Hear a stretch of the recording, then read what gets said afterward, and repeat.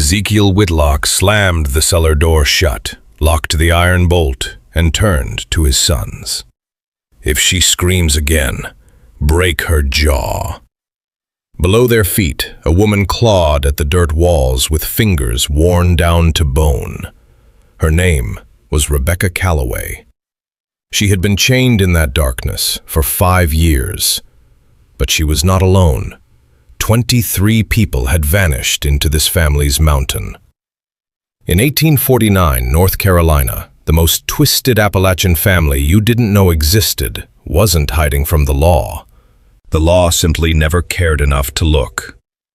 If this story shakes you, subscribe now and stay with me until the very end. Drop a comment and tell me what city you're watching from so I can see how far this darkness has traveled. Now, let me take you back. Not to the moment they found her. Not yet. Let me take you back to the man who first saw the truth and nearly died keeping it inside.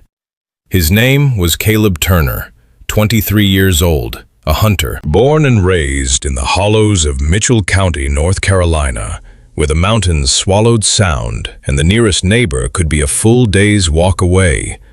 Caleb wasn't educated. He couldn't read more than his own name, but he understood the woods the way some men understand scripture. Every broken branch told him a story. Every displaced stone had a reason. And on one September night in 1849, the story the forest told him made his blood go cold. He had been tracking a wounded buck through the high ridge, the one locals called Shadow Ridge, though most folks avoided naming it at all. The Whitlock family owned that land, had owned it for generations, and there was an unspoken rule in Mitchell County that you did not cross onto Whitlock ground unless you wanted trouble you couldn't walk away from. But the buck didn't know property lines, and Caleb, hungry and stubborn, followed it too far. That's when he heard the digging. 3 men. Whitlock men. He recognized them even in the low light. Silas, the oldest son, Harlan, the second, and Josiah, the youngest, who still had all his teeth. They were working fast, shoveling earth out of a shallow pit, and between them, wrapped in a stained wool blanket, was something roughly the size and shape of a human body. Caleb pressed himself flat against a fallen oak and held his breath until his lungs burned. Silas stopped shoveling and looked up. "You hear something?" Harlan didn't pause. "Ain't nothing out here but us and God don't come to Shadow Ridge." Josiah laughed. It was the kind of laugh that didn't belong near a grave. They lowered the bundle into the pit. Silas muttered something Caleb couldn't make out. Then they stacked flat stones over the dirt, one on top of the other, deliberate and practiced, like men who had done this many times before. Caleb didn't move until they were gone. Then he ran. He ran so hard his legs gave out twice on the downhill slope, and when he finally reached his own cabin, he sat in the dark and didn't sleep for 3 days. He told himself it could have been an animal, a dead calf, a dog, anything but what he knew it was. But Caleb Turner was not a man who could lie to himself for long. He went to the sheriff. Sheriff Nathaniel Boone had held his position for 11 years. He was not a brave man by nature, but he was a thorough one. He listened to Caleb's account without interruption, which itself was unusual. Most lawmen in those mountains would have waved off a hunter's ghost story before the second sentence. But Boone had a ledger, a private one he kept in his desk drawer, separate from official county records. And in that ledger, he had written down every name of every person reported missing along the mountain passes of Mitchell County over the last 20 years. There were 19 names. "Caleb," Boone said slowly, leaning back in his chair, "how long you been hunting that ridge?" "Since I was 14. "You ever see anything like this before?" Caleb hesitated. "I seen things I told myself weren't what they looked like." Boone closed the ledger. "So have I." That conversation changed everything, not because Boone suddenly became courageous, but because for the first time someone had given him a witness. Someone had confirmed what he had spent years suspecting, but never had the evidence or the nerve to pursue. The Whitlock clan had been a fixture of Mitchell County longer than anyone alive could remember.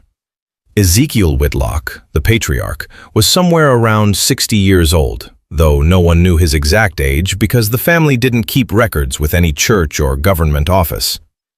He had a wife named Margaret, a woman so silent that some people in town doubted she could speak at all. And he had 4 sons, each of them built like the mountains themselves, broad and immovable and hard. They came into town maybe twice a year, sold pelts, bought salt, nails, and gunpowder, spoke to no one beyond what the transaction required. And when they left, people felt a kind of relief they couldn't explain but all understood. There were rumors, of course. In Appalachia in 1849, rumors were the only newspaper most folks had. Some said the Whitlocks kept to themselves because they were moonshiners who didn't want the law near their stills. Others said they were simply strange, the way mountain people sometimes got after too many generations in the same hollow with too few outside faces. But there was another kind of rumor, darker, quieter, the kind that people only shared after the fire had burned low and the children were asleep. Travelers vanished near that ridge. A black freedman named Solomon Price had passed through in the spring of 1842, heading north with emancipation papers sewn into the lining of his coat. He had stopped at the general store and told the clerk he was taking the mountain pass toward Tennessee. He was never seen again. His family in Virginia wrote letters for 2 years. No one ever answered. A white merchant named George Halliday disappeared in 1845. He had been transporting bolts of cloth to trade in Knoxville. His horse was found wandering 3 miles south of Shadow Ridge, still saddled, the saddlebags empty. A couple, newlywed, named Thomas and Catherine Webb, vanished in 1847 while traveling to her family's home in Virginia. Catherine's mother came to Mitchell County herself and begged the sheriff's office for answers. She was told the mountains were dangerous, the roads unpredictable, and that sometimes people simply didn't arrive. And an abolitionist preacher, Reverend Elias Combs, who had been quietly helping enslaved people escape through the mountain routes, disappeared in the winter of 1848. His congregation received a letter they believed was forged, saying he had gone west. No one investigated. 19 names, some black, some white, some poor, some with families who screamed for answers, some with no one left to ask. And every single one of them had last been seen heading toward or through Whitlock land. Sheriff Boone knew all of this. He had written every name down. But in 1849, in a slaveholding state where black lives were legally property and poor white lives were barely worth more in practice, there was no institution, no court, no authority that was going to authorize a search of a white family's property based on the disappearance of people the system had already decided didn't matter. Boone told Caleb, "If we go up that mountain, we go with enough men that coming back is not a question." He gathered 7 men, armed them, told them only what they needed to know. "We're looking into the disappearances, the Whitlock property. If you're not prepared for what we might find, stay home." None of them stayed home. They climbed Shadow Ridge on a Tuesday morning in October 1849. The air was cold enough to see her breath, but not cold enough to explain the chill that settled into every man on that trail. They found the clearing Caleb described. The stacked stones were there, just as he said. Boone ordered 2 men to dig. Within minutes, they found fabric. A woman's dress, torn but recognizable. Ornate buttons, the kind a merchant's wife might wear. Rope fibers, frayed and dark with something no one wanted to name. One of the men, a farmer named Josiah Pinkerton, stepped back and said, "Lord have mercy." Boone picked up a button, turned it over in his hand, and said nothing for a long time. Then he looked at the trail leading uphill, toward the Whitlock house. "We're not done," he said. They followed the trail. Every man gripped his weapon tighter with each step. The forest had gone quiet. Not the peaceful quiet of an empty wood. The held breath quiet. The quiet of a place that had learned not to make sound. When they reached the Whitlock property, Ezekiel was standing on his porch, arms crossed, face as still as carved granite. He watched them approach with the patience of a man who had been expecting this visit for a very long time. Boone stopped 10 feet from the porch. "Ezekiel Whitlock, we're here on county authority. We have cause to search your property." Ezekiel didn't flinch. He looked at each man in the group, one by one, like he was memorizing their faces. Then he spoke, and what he said made every man there feel something shift beneath their feet, as if the ground itself had tilted. "The mountains have their own law, Sheriff. Always have. You're standing on it." Boone held his gaze. "Not today." Ezekiel smiled. It was the worst kind of smile, the kind that has no warmth, no humor, no fear, just certainty. "Then come inside," he said, "and see what the mountains have kept." No man moved for 3 full seconds. Then Boone stepped forward. And that is the moment everything in Mitchell County, North Carolina, changed forever. Because what they found behind that door was not a crime. It was a kingdom. A hidden, chained, bleeding kingdom built on the bones of people the rest of America had already chosen to forget. And the man who built it was standing right there, holding the door open, proud of every single stone. Boone stepped through that door, and the air changed. It was thick, sour, the kind of air that sticks to your skin and doesn't wash off. Every man behind him slowed, instinct pulling at their legs like invisible hands, but Boone kept moving. He had waited 11 years for this moment. He was not going to stop now. Ezekiel walked ahead of them like a host giving a tour, calm, unhurried.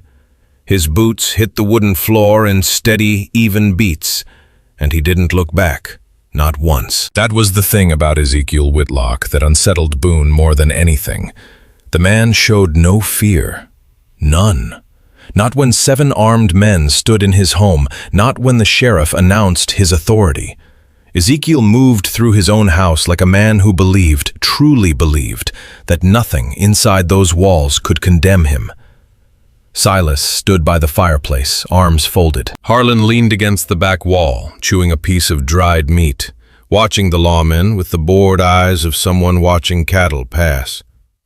Josiah sat on a stool near the kitchen, whittling a piece of wood, his knife catching the low light with every stroke. And Margaret, Ezekiel's wife, stood at the far end of the room, hands clasped in front of her, eyes fixed on the floor. She had not spoken. She had not moved. She stood like a woman who had practiced being invisible for so long it had become permanent. Boone scanned the room. Where does that door lead? He pointed toward a heavy wooden door near the back, reinforced with iron brackets that had no business being on a cellar entrance in a mountain farmhouse. Ezekiel stopped walking. For the first time, something shifted in his expression. Not fear, something closer to calculation. He turned slowly and looked at Boone the way a father looks at a child who has found a locked box and is asking for the key. "Storage," Ezekiel said. "Open it." "Sheriff, a man's home is his own." Boone took one step closer. "Open it, Ezekiel, or I will." The silence in that room pressed down on every man like a physical weight. Silas uncrossed his arms. Harlan stopped chewing. Josiah's knife went still. Then the sound came. a moan, low, guttural, rising from beneath the floor like a voice crawling out of a grave. Every man in that room heard it. Every man froze. Caleb Turner, standing near the back of the group, felt his knees buckle. He grabbed the doorframe to keep himself upright. He had suspected. He had feared. But hearing it, hearing a human voice trapped beneath the floor of this house, that was something no amount of suspicion could have prepared him for. Boone didn't hesitate. Break it down. Two men moved forward with their rifles turned sideways, slamming the butts against the iron brackets. The wood splintered on the third strike. The door swung inward, and a wave of air hit them, rancid and warm, carrying the unmistakable smell of human suffering. Sweat, waste, blood, rot. All of it compressed into a space no bigger than a tobacco barn. Boone grabbed a lantern from the wall and descended the stairs first. October 14th, 1849. That was the date Nathaniel Boone walked into that cellar. He would later tell the circuit judge that he wished he could forget what he saw, but that God apparently had other plans, because the images had burned into his mind like a brand on livestock, and nothing, not whiskey, not prayer, not time, had faded them even slightly. Chains, iron chains, bolted directly into the stone walls, spaced at intervals that showed planning, intention, design. This was not a room that had been hastily converted.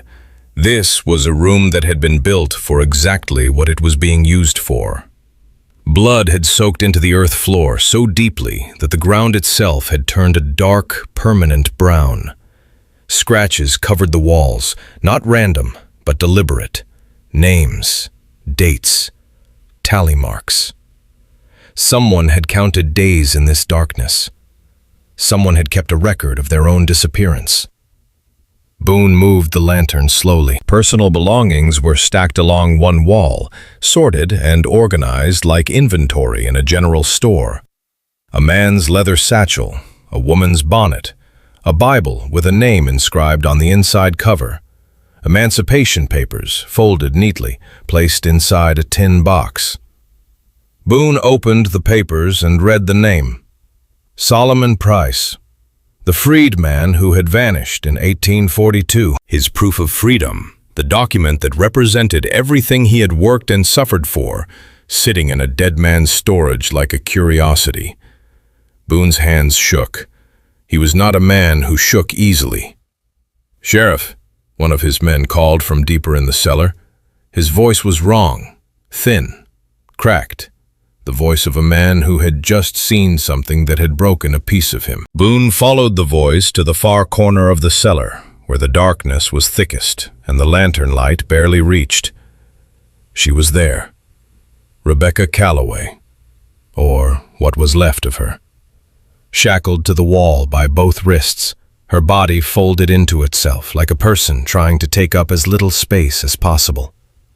Her hair was matted and white, though she was only 31 years old. Her eyes were open but unfocused, staring at something none of them could see. Her lips moved, forming words with no sound, a conversation with someone who was not there. Boone knelt beside her. "Ma'am? Ma'am, can you hear me? You're safe now. We're going to take you out of here." She flinched, hard. Her whole body jerked against the chains like a startled animal, and a sound came out of her that no one in that cellar would ever forget. Not a scream, not a cry, a whimper. The small, involuntary sound of a creature that had learned long ago that loud noises brought pain. Boone turned to Caleb. "Get these chains off her, now!" Caleb moved fast. His hands were shaking so badly he could barely work the iron pins, but he managed. When the shackles fell away, Rebecca didn't move. She stayed pressed against the wall, arms still raised, wrists still positioned as though the chains were still there. 5 years of captivity had taught her body a posture that freedom could not immediately undo. One of the men, Josiah Pinkerton, the farmer, turned away, and vomited against the cellar wall. No one judged him for it. Boone stood and walked back up the stairs. Ezekiel was exactly where he had left him, standing in the center of the room, surrounded by his sons, his wife still motionless by the far wall.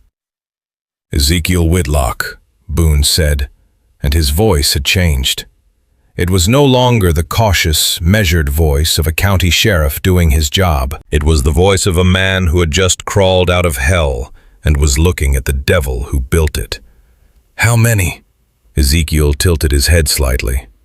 "How many what? How many people have you put in that cellar?" Ezekiel looked at his sons, Silas, Harlan, Josiah.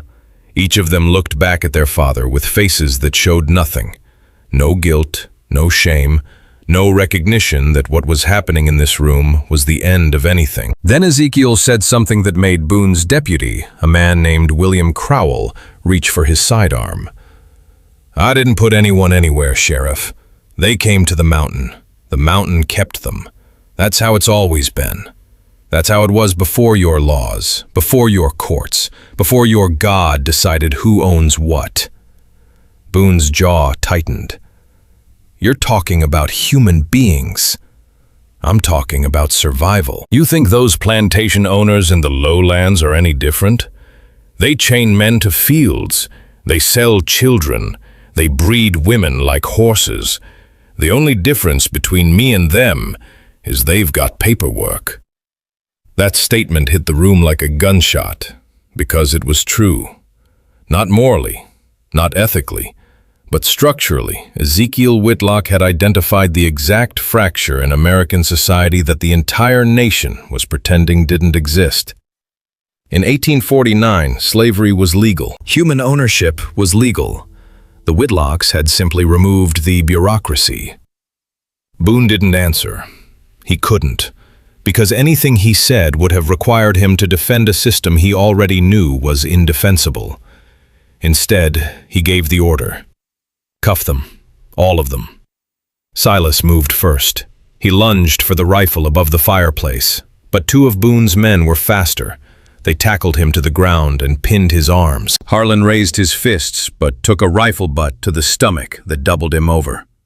Josiah dropped his whittling knife and put his hands up, the only Whitlock son who seemed to understand that this was over.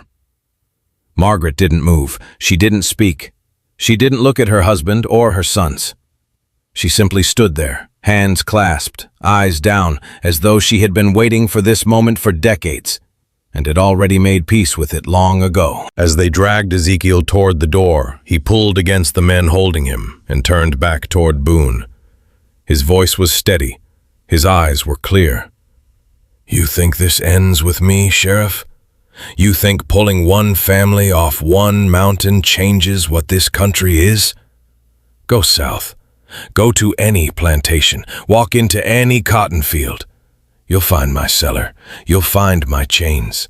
You'll find everything you just saw down there, except it'll have a flag over it and a preacher blessing it." Boone said nothing, because Ezekiel Whitlock, for all his monstrousness, was not entirely wrong, and that was the most disturbing realization of all. They brought the Whitlock family down the mountain in iron cuffs, the same kind of iron that had held Rebecca Calloway against a cellar wall for 5 years. The trail was steep, and the men were silent. Nobody spoke. Nobody could. What they had witnessed had crawled inside them and settled in a place where words couldn't reach. Caleb Turner walked at the back of the group, carrying Rebecca in his arms because she could not walk. Her legs had atrophied. Her muscles had forgotten their purpose. She weighed almost nothing, and she kept her face pressed against his shoulder, hiding from the daylight like it was something that could hurt her. And it could. After 5 years of darkness, the sun itself had become a stranger. And strangers, Rebecca Calloway had learned, were never safe. The news reached Bakersville before the men did. A rider named Henry Cole had broken from the group halfway down the mountain and galloped ahead to warn the town that the sheriff was bringing in prisoners. But he didn't just say prisoners. He said monsters. and by the time Boone's group arrived at the county jail on October 15, 1849, a crowd of over 60 people had gathered in the street, and not one of them was silent. They shouted, they cursed, they threw stones. A woman named Ada Prescott, whose brother had gone missing on the mountain road 3 years earlier, pushed through the crowd and spat directly in Ezekiel's face. He didn't wipe it off. He didn't react at all. He walked through that crowd with the same steady, unbroken stride he had used inside his own home, as though these people, their rage, their grief, their horror, were beneath his attention. Silas wasn't as composed. He snarled at the crowd like a cornered dog and had to be shoved forward by 2 deputies. Harlan kept his head down, jaw clenched, eyes scanning for exits that didn't exist. Josiah, the youngest, was crying, not loudly, not dramatically, just a steady, silent stream of tears rolling down a face that looked 10 years older than it had that morning. And Margaret Whitlock walked through that crowd and looked at no one. Her hands were cuffed in front of her, and she held them pressed against her stomach, and the only movement in her entire body was her lips, which were shaping words no one could hear. Some people in the crowd later said she was praying. Others said she was counting. One woman swore Margaret was saying names. Boone locked them in separate cells. He put Ezekiel alone at the end of the row, farthest from his sons, because he understood something about this family that most people hadn't figured out yet. Ezekiel was the spine, the voice, the engine. Separated from his father, each son became a different man. Silas became angry but directionless. Harlan became silent. Josiah became terrified. Boone sat down across from Ezekiel's cell that first night and said, "I'm going to ask you questions. You can answer them or not, but I'll tell you right now, we're going back up that mountain tomorrow, and we're digging up everything. So whatever you think you're protecting, it's already gone." Ezekiel sat on the wooden bench, back straight, hands resting on his knees. "I'm not protecting anything, Sheriff. I never was. You just never came looking." "I'm looking now." "Too late for most of them." Ezekiel said it the way someone might comment on the weather. Flat, factual, empty of remorse. Boone leaned forward. "How long, Ezekiel? How long has this been going on?" Ezekiel was quiet for a long time. Then he said, "My father taught me. His father taught him. The mountain provides, Boone, always has. People come through, some of them useful, some of them not. The useful ones stay. The others go into the ground." Boone felt something cold move through his chest. "You're telling me this goes back generations?" "I'm telling you the mountain has its own economy. Always did. Before your banks, before your courthouses, before any of it. Somebody has to work the land. Somebody has to dig. Somebody has to carry. And those people walking through with no family, no protection, no one waiting for them on the other end. What do you think happens to people like that in a world like this? They're supposed to pass through safely." Ezekiel almost laughed. "Safely. In America. In 1849. You believe that, Sheriff?" Boone didn't answer. He stood up, walked out, and closed the door behind him. He sat at his desk and opened the ledger. 19 names, but the seller had shown 23 sets of belongings. 4 people had vanished that Boone hadn't even known about. 4 people who had disappeared from the face of the earth without a single soul reporting them gone. That number haunted him more than the chains. October 16th, 1849. Boone returned to Shadow Ridge with a larger party, 12 men, plus a doctor named James Hadley from the neighboring county who had been summoned to examine the cellar and whatever remained inside it. They brought shovels, lanterns, and a wagon for transporting evidence. Nobody brought enough stomach for what they were about to uncover. The tunnels were the first shock. Behind the cellar, hidden by a false wall made of stacked stone and packed mud, a narrow passage led deeper into the mountain. It was wide enough for one person to walk through hunched over, and the walls were smooth from years of use. Hands had touched these walls thousands of times. Bodies had been dragged through this passage in both directions, some alive going in, most dead coming out. The tunnel opened into a wider chamber roughly 50 yards from the house. Dr. Hadley was the first to enter. He stopped so suddenly that the man behind him walked into his back. "God Almighty," Hadley whispered. Remains. Human remains. Not buried, not hidden. Stacked. Bones organized against the far wall with a precision that suggested ritual, or at minimum, habit. Skulls in one row, long bones in another. Smaller bones sorted into piles that Hadley couldn't bring himself to categorize out loud. He counted. It took him over an hour because he kept having to stop, step outside the tunnel, breathe clean air, and force himself to go back in. When he was finished, he walked to Boone and said in a voice barely above a whisper, "At minimum, 14 individuals, possibly more. Some of these remains are old, Nathaniel. Very old. Decades." Boone closed his eyes.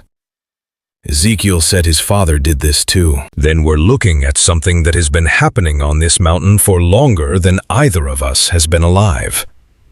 They searched the house next, methodically, room by room. Margaret's bedroom yielded something that none of them expected.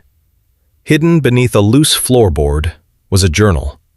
Not Ezekiel's, Margaret's. The handwriting was small, precise, and steady. The entries spanned years, and they didn't read like the writings of a passive, silent woman standing in the corner of a room while her husband committed atrocities. November 1841. Margaret wrote about a man who had been brought to the cellar. She described his physical condition, his approximate age, his potential usefulness for labor. She wrote the way a farmer writes about livestock. March 1843. She noted that a captive had died. She recorded the cause as starvation, which she attributed not to cruelty, but to poor planning.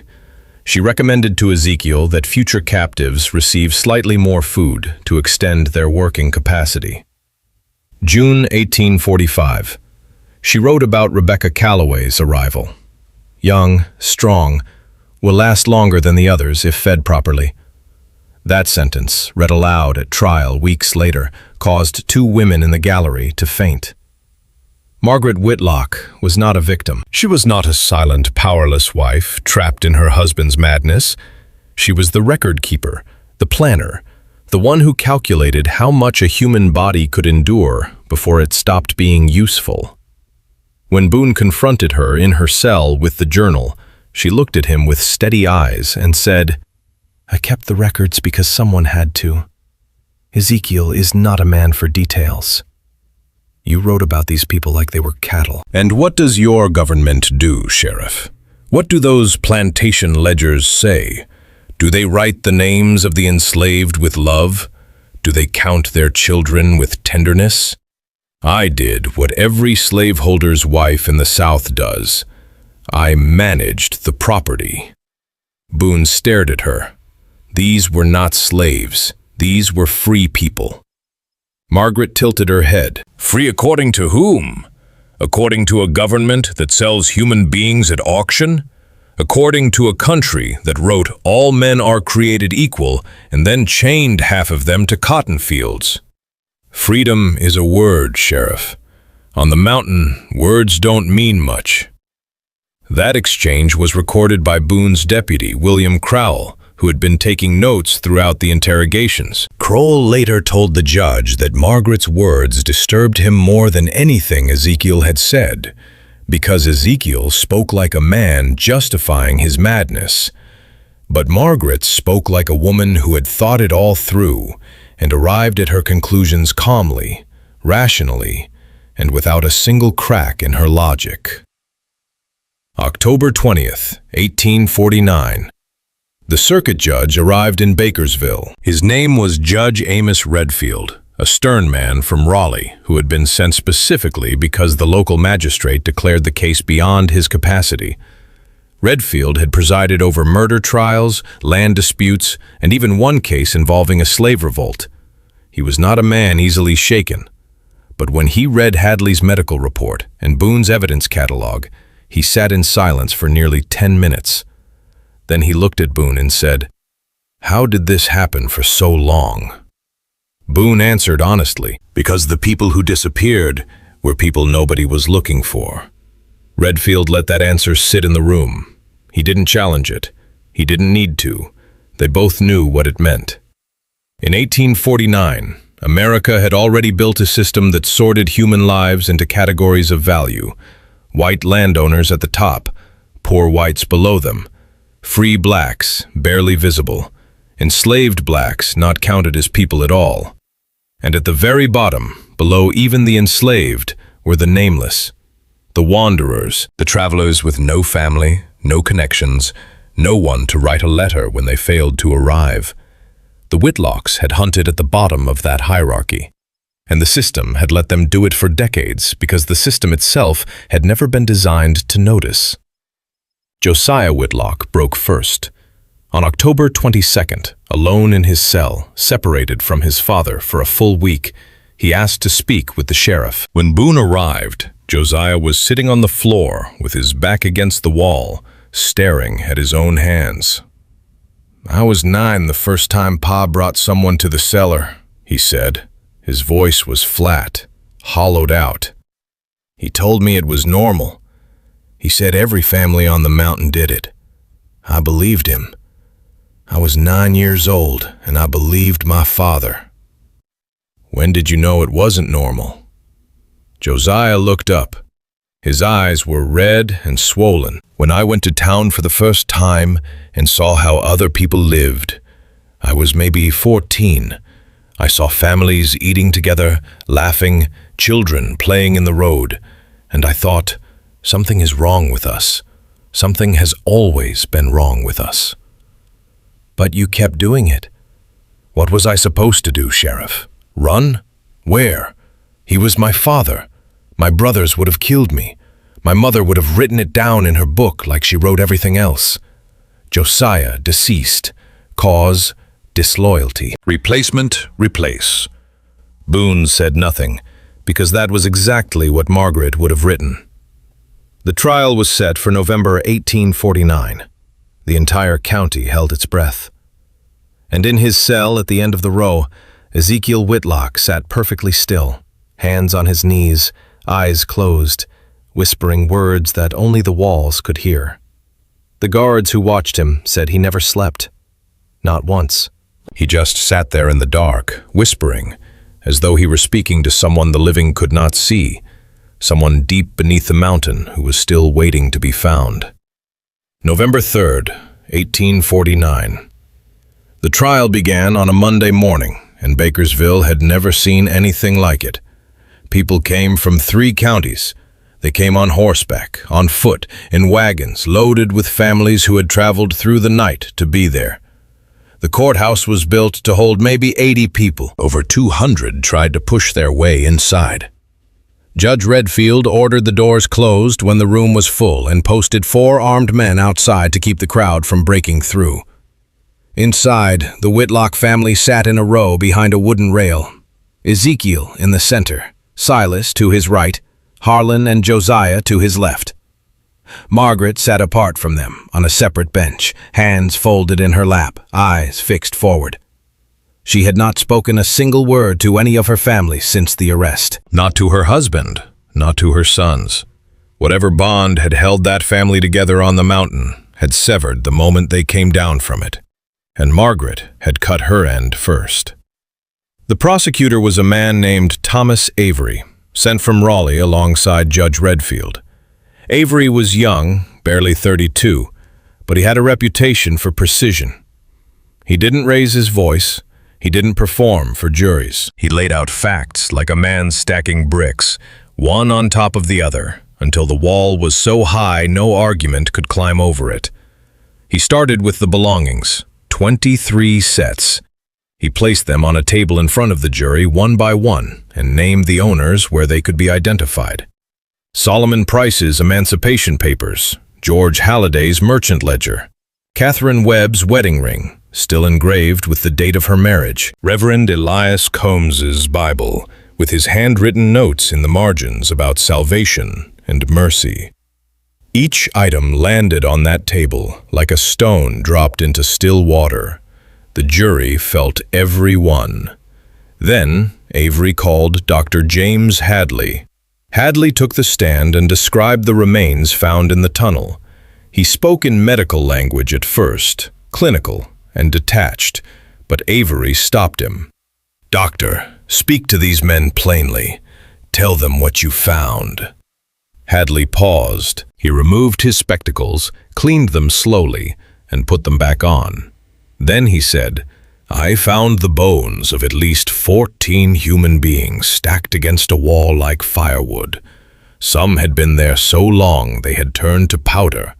Others still had tissue attached. I found a child's skull among them. I estimate the child was no older than 8. The courtroom went silent. Not the polite silence of a room listening, the stunned silence of a room that had just absorbed something it could not give back. A woman in the gallery began to sob. A man near the back stood up and walked out. The foreman of the jury, a farmer named Ezra Polk, gripped the railing in front of him so hard his knuckles turned white. Avery let the silence hold. Then he said, "A child, doctor?" "Yes, a child." Avery turned to the jury. He didn't need to say anything else about the bones. He moved on. November 4th, 1849. Rebecca Calloway was brought to the courthouse. She had been under Dr. Hadley's care since the rescue. She had gained some weight. She could stand with assistance, but her voice had not returned fully. She spoke in fragments, half-whispered, as though her throat had forgotten how to push sound into the world. Avery approached her gently. "Miss Calloway, can you tell the court how you came to be on the Whitlock property?" Rebecca's hands trembled in her lap. "I was walking, heading to my sister's home in Tennessee. A man on the road offered me water. He was polite, smiled. I took the water. And then? I woke up in the dark." "How long were you in that cellar, Miss Calloway?" Rebecca looked at her hands. She turned them over slowly, examining the scars on her wrists where the shackles had worn through her skin.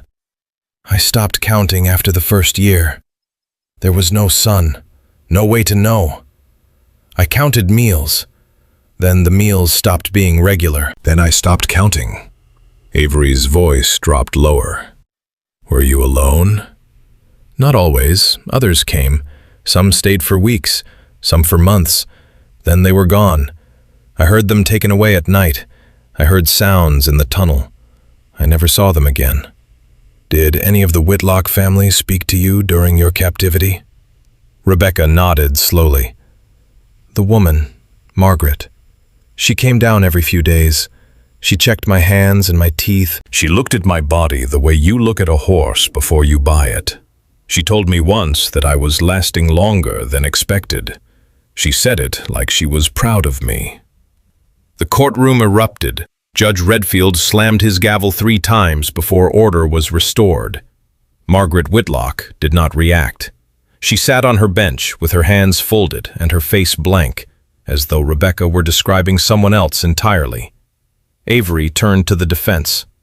"Your witness." The defense attorney was a local man named Hiram Boggs, appointed by the court because no attorney in the county had volunteered to represent the Whitlocks.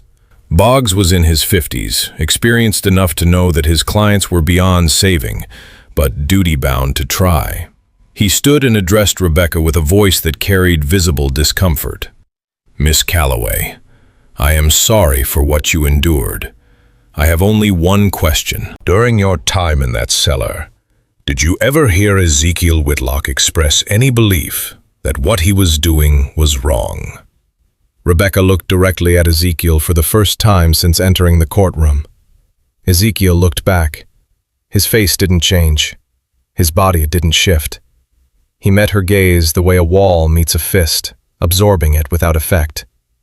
"He came down once," Rebecca said. "Late at night. He stood at the bottom of the stairs and watched me for a long time." I thought he was going to kill me, but he just stood there. Then he said, "You should be grateful.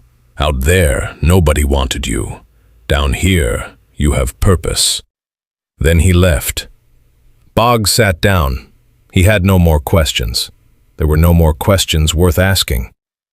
November 6th, 1849. The defense made its case. Boggs argued isolation. He argued poverty. He argued that the Whitlock family had lived so far removed from civilization for so many generations that their understanding of right and wrong had been warped beyond recognition.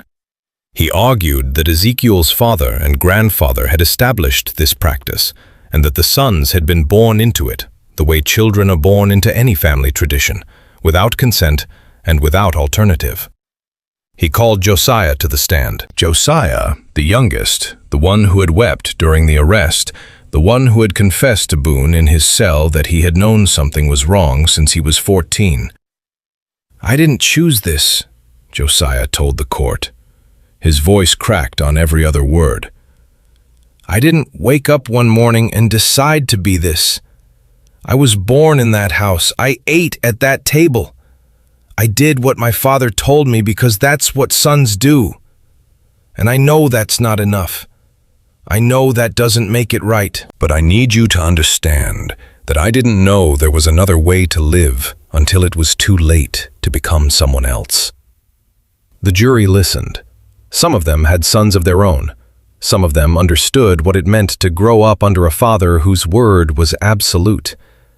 But understanding did not equal forgiveness. And the bones of a child in that tunnel did not care about Josiah's tears. Avery's closing argument lasted less than 15 minutes. He didn't need more. He stood before the jury and said, "Gentlemen, you have heard testimony. You have seen evidence. You have looked into the face of a woman who spent 5 years chained to a wall in darkness. You know what happened on that mountain. The defense asks you to consider isolation and poverty and ignorance. I ask you to consider 23 human beings who walked into those mountains and never came out. I ask you to consider a child whose name we will never know because no one was left alive to speak it. Isolation did not chain those people to that wall. Poverty did not sort their belongings like trophies. This family did. And they did it because they believed with absolute certainty that some lives are less than others. That belief is not madness. That belief is the foundation this country was built on. And if we do not condemn it here, in this courtroom today, then we are no different from the mountain that kept their secret." The jury deliberated for 47 minutes. Guilty, all counts, all defendants. Ezekiel received the verdict without expression. Silas cursed the jury and had to be restrained. Harlan dropped his head and did not lift it again. Josiah collapsed onto the bench and wept so violently that 2 guards had to hold him upright. Margaret heard the word guilty and closed her eyes. One single tear rolled down her left cheek. It was the only emotion anyone ever saw her display. November 12th, 1849. Judge Redfield issued the sentences. Ezekiel, Silas, Harlan, and Josiah Whitlock were sentenced to death by hanging. Margaret Whitlock was sentenced to life imprisonment. Redfield noted in his written opinion that Margaret's role as record keeper and planner elevated her beyond the status of an accomplice, but that the court could not, under the laws of North Carolina, impose a death sentence on a woman for crimes committed under the direction of her husband. The hangings took place on December 1st, 1849, a cold, gray morning. Over 300 people gathered to watch. Ezekiel was hanged last. His sons went before him, one by one, and he watched each of them die without looking away. When they placed the noose around his neck, The executioner asked if he had any final words. Ezekiel looked out at the crowd. He found Sheriff Boone standing near the front. He held Boone's gaze and said, "You didn't stop anything, Sheriff. You just moved it indoors." The trap door opened, the rope caught, and Ezekiel Whitlock died the way he had lived, defiant, unrepentant, and absolutely certain that the world he was leaving behind was no better than the one he had built beneath it. Rebecca Calloway lived for another 11 years. She never fully regained her voice. She never married. She moved to a small town in Virginia where her sister cared for her until the end. She rarely spoke about what happened, but on the night before she died, in the winter of 1860, she told her sister one thing she had never told anyone. There were more, under the mountain, deeper than they dug. They stopped looking too soon. No one ever went back. The Civil War began the following year. America tore itself apart over the very question Ezekiel Whitlock had thrown in the sheriff's face. Who counts as human? Who deserves freedom? Who is allowed to disappear without consequence? Shadow Ridge was never settled again. The Whitlock house rotted into the earth. The cellar collapsed. The tunnels caved in. And the mountain kept its dead the way it always had. In silence, in darkness, in a country that had always been more comfortable forgetting than remembering. And somewhere beneath that mountain, names scratched into dirt walls by fingers that would never touch sunlight again are still there, waiting. Not for rescue. Not anymore. Just for someone, anyone, to say them out loud and prove that they once existed in a nation that tried its very best to pretend they never did.